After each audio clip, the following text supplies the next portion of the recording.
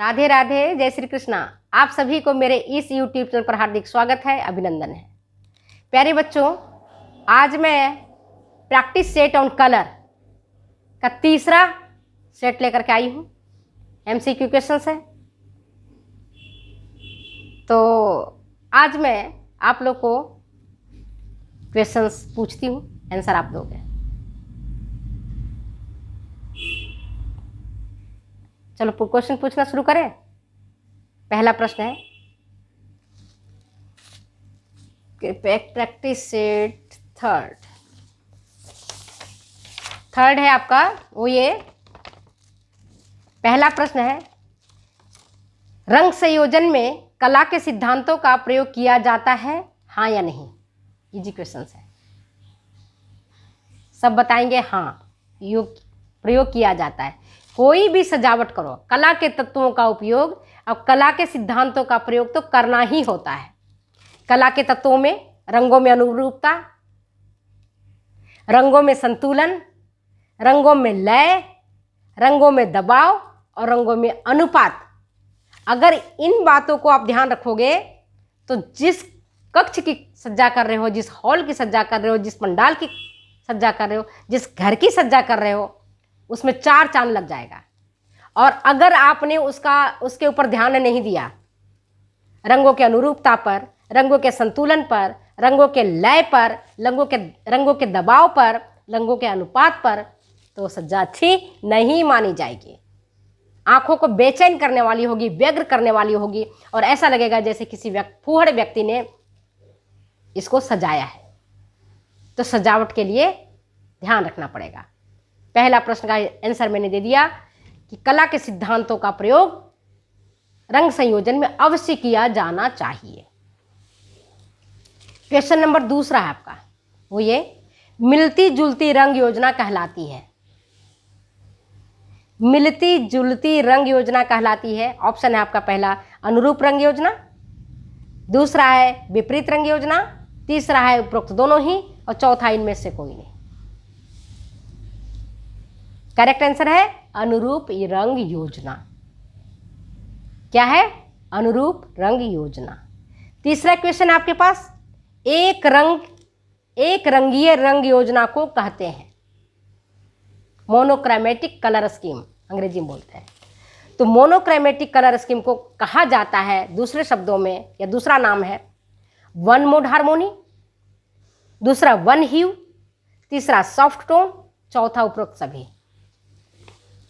Which one is the correct answer? Correct answer है तीनों। एक रंग योजना को हम वन मोड हार्मोनी भी कहते हैं, वन ह्यू भी कहते हैं, सॉफ्ट टोन भी कहते हैं। तो करेक्ट आंसर इसका उपरोक्त सभी होगा। क्वेश्चन नंबर आप देखो 4 में है, सादृश्य रंग योजना को कहते हैं। सादृश्य रंग योजना को कहते हैं। ऑप्शन आपके पास समीपवर्ती रंग योजना, दूसरा है एक रंगीय रंग योजना, तीसरा है विपरीत रंग योजना और चौथा है इनमें से कोई नहीं। सही उत्तर आपका होगा समीपवर्ती रंग योजना। सादृश्य रंग योजना का दूसरा नाम समीपवर्ती रंग योजना है। जो रंग उसके पास का है उसको हम सजावट में काम में लेते हैं। और इसी से संबंधित, इसी से जुड़ा हुआ व्यवहारिक प्रश्न है वो ये कि निम्न में से कौन समीपवर्ती रंग योजना का उदाहरण है। निम्न में से कौन समीपवर्ती रंग योजना का उदाहरण है? आंसर है आपके पास लाल, नारंगी, लाल नारंगी।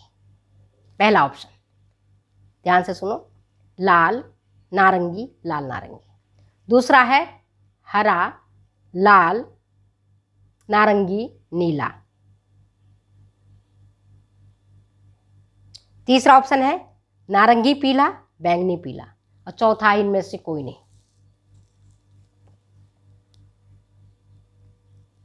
सही उत्तर है आपका लाल, नारंगी और लाल नारंगी, क्योंकि लाल के पास नारंगी है ना। समीपवर्ती है ना, जो उसके पास में है उसी को तो समीपवर्ती कह रहे हैं, है ना।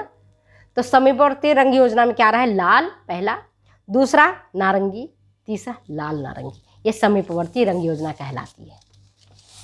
नेक्स्ट क्वेश्चन आपका, नीला रंग से आभास होता है। नीले रंग से आभास होता है किसका, हल्केपन का, भारीपन का।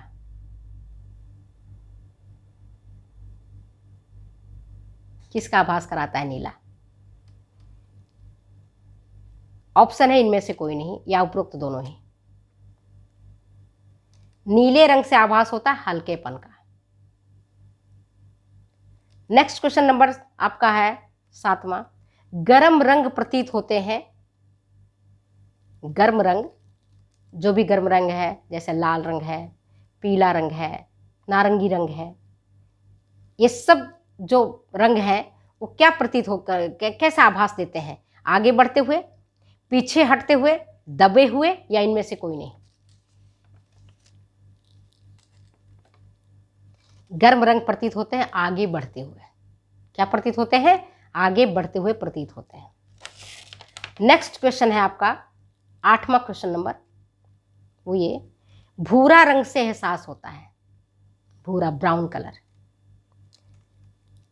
क्या एहसास कराता है वो? हल्केपन का, भारीपन का, शीतलता का, या इनमें से कोई नहीं।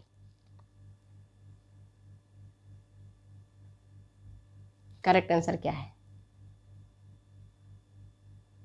करेक्ट आंसर है आपका भारीपन का। भूरे रंग से भारीपन का एहसास होता है। भूरापन गर्म रंग होता है। नेक्स्ट क्वेश्चन आपका, सफेद रंग होता है, पहला ठंडा, दूसरा गर्म, तीसरा उदासीन।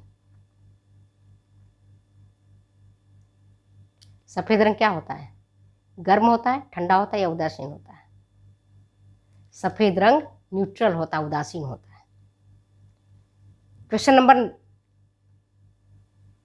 10वां, काला रंग है, गर्म, ठंडा, या उदासीन? बोलो, काला रंग क्या होता है? ठंडा है, गर्म है, या उदासीन है?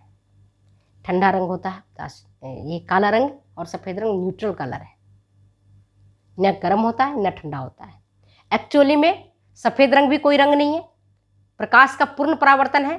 सभी रंगों के परावर्तन है कुछ तो उसको सफेद दिखता है, और जब सारे रंग का अवशोषण है काला रंग दिखता है। दोनों ही न्यूट्रल है। नेक्स्ट क्वेश्चन है, निम्न में से कौन सा रंग गर्म नहीं है? पीला, स्लेटी, भूरा, लाल।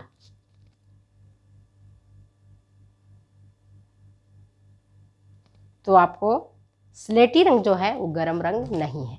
एक क्वेश्चन मैं पूछती हूं आप लोगों से, पुलिस का जो वर्दी होता है वो खाकी रंग का क्यों है? इसका आंसर आप दीजिएगा मुझे। पुलिस की वर्दी खाकी रंग की क्यों दी जाती है? और चिकित्सक, डॉक्टर का जो एप्रन होता है या उनके ड्रेस होते हैं वाइट क्यों होते हैं? इसके पीछे क्या कारण है?